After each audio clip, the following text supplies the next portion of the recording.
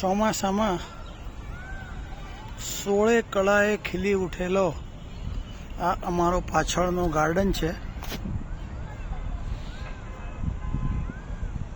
જ્યાં જાત જાતના અને ભાત ભાતના અદ્ભુત પક્ષીઓ આવે છે.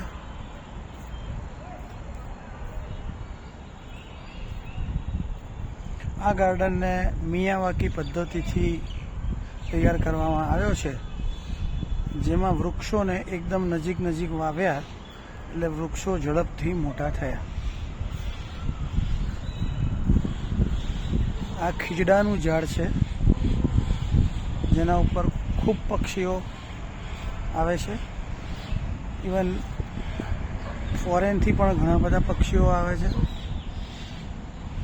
ખાસ કરીને શિયાળામાં ખૂબ પક્ષીઓ આવે છે. આ અમારું નીલગિરીનું ઝાડ છે. અમારું સપનું હતું કે આ ઝાડ અમારા ફ્લેટથી પણ મોટું થાય, અને એકચ્યુઅલી અત્યારે આ ઝાડ અમારા ફ્લેટથી પણ મોટું થઈ ગયું છે. હું અત્યારે ટેરેસ ઉપર છું,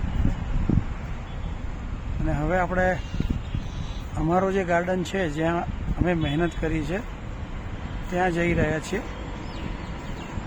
આ અમારો ગાર્ડન છે, જેમાં કલરવની બુકના બધા જ વૃક્ષો અમે વાવેલા છે. ખૂબ જ અદ્ભુત ગાર્ડન છે આ પણ. અને આ અમારો ટેરેસ ગાર્ડન છે. આ અમારો 24/7 ધ્વજવંદનનો પ્રોગ્રામ રાખીએ ત્યારે તો ખાસ, પણ તે સિવાય પણ આપણો ધ્વજ કાયમ લહેરાતો હોય છે.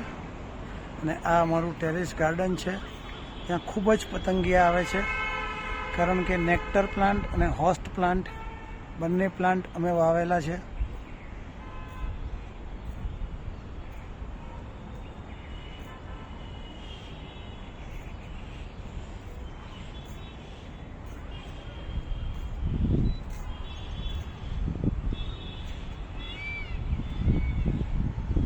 આજુબાજુમાંથી પક્ષીઓના ખૂબ સુંદર અવાજ આવી રહ્યા છે.